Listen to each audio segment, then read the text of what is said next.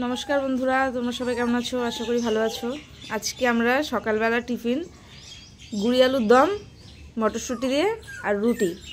তো চলো গুড়ি আলুর দম কিভাবে আমরা বানাই সেটা তোমাদের সাথে শেয়ার করব। সব কেটে ধুয়ে ফিরে আসছে, সব কেটে ধুয়ে পরিষ্কার করে আলুটাকে একটা সিটি দিয়ে নিয়েছি প্রেসার কুকারে।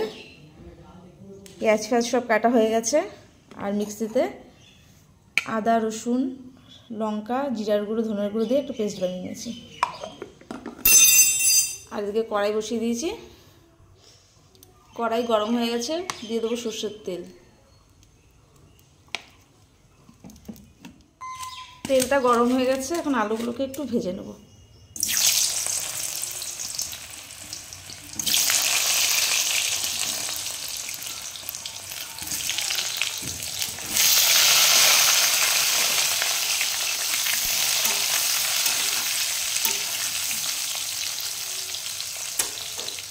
একটু হলুদ দিয়ে দেবো, সিদ্ধ করার সময় লবণ দেওয়া ছিল, তাই লবণটা দেবো না।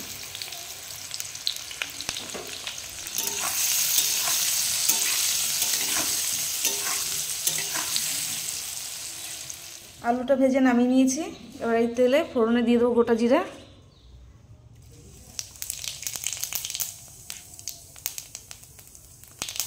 আর একটু দারচিনি আর এলাচ।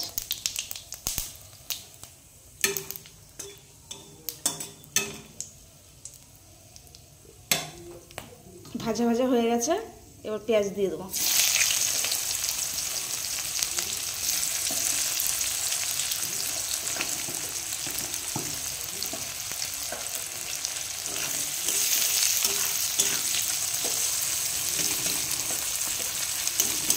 পেঁয়াজটাকে একটু সুন্দর করে ভেজে নেব।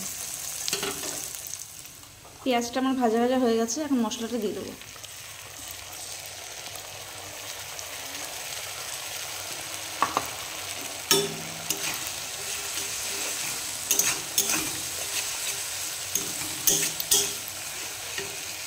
দিয়ে দেবো হলুদ গুঁড়ো,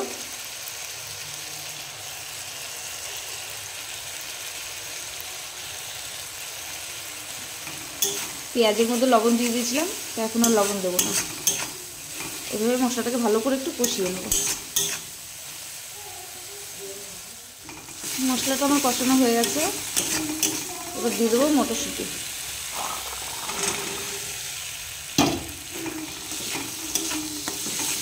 আর একটু ভালো করে কষে নেব।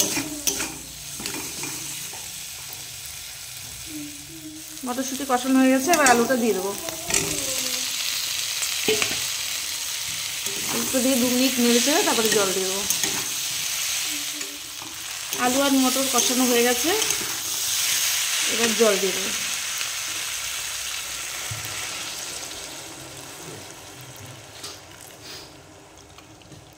বেশি জল দেবো না, মাখা মাখা হবে একদম।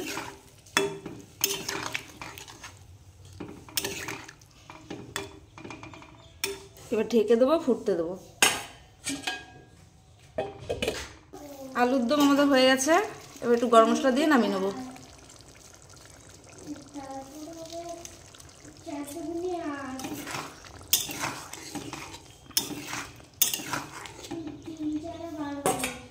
এবার গ্যাসটা অফ করে দেবো।